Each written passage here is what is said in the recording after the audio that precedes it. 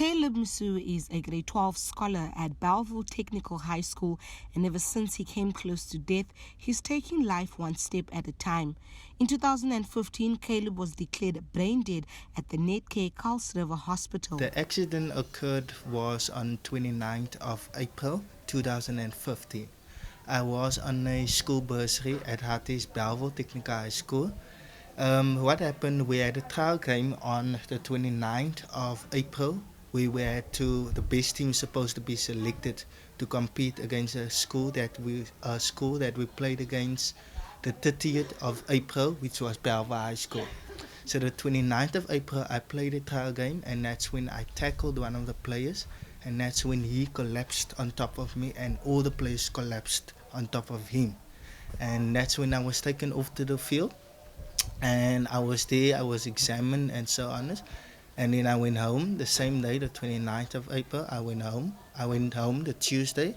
The Wednesday, I went back to school because I had to write a maths test.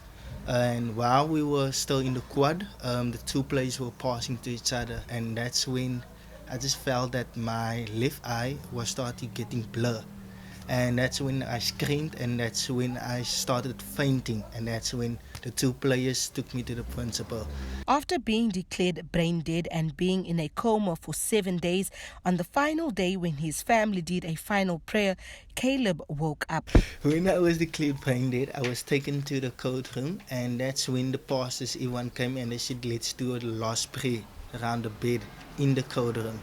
And while they were doing the last prayer in the bed, that's when my cousin saw that my bed was shaking. And that's when she screamed to my grandma that, look there, the bed is shaking. That's when I yawned and my left arm just went lifted up, basically. Kalib says everyone was in shock when he woke up from his coma. After I woke up, that's when the securities, everyone ran out of the hospital. That's when they called the doctors, and the doctors said that they don't believe what happened right now.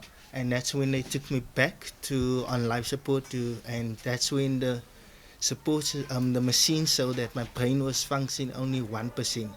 So 99% of my brain is not functioning properly, basically. And that's when they also wanted to do an operation because I couldn't swallow and so on. And my mother prayed, basically, and she said that, no, I can't swallow.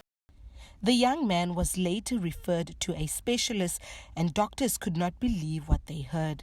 So he referred me to the specialist, which was Dr. Plecker.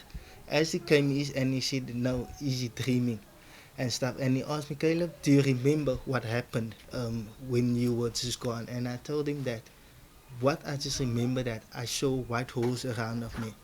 And I heard a voice, and a voice told me, basically, my son, I'm going to send you back to earth, but I need you to prove to the people that there is a living God. Because people that have one stroke takes years to recover.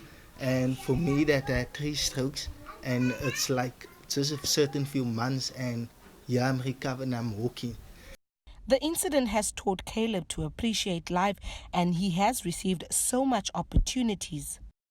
I was appointed by Field International, which is they basically do broad studies, so people that can go study in China or Germany and go. So they came to me and they said, Kalib, that there's a university, the top 3 universities in China, which is Sanyong Sports Universities, that they are actually interested in me to go study sports management there. And they gave me that offer, and they said once I sign all my contracts and everything, I will be leaving in February next year, 2020.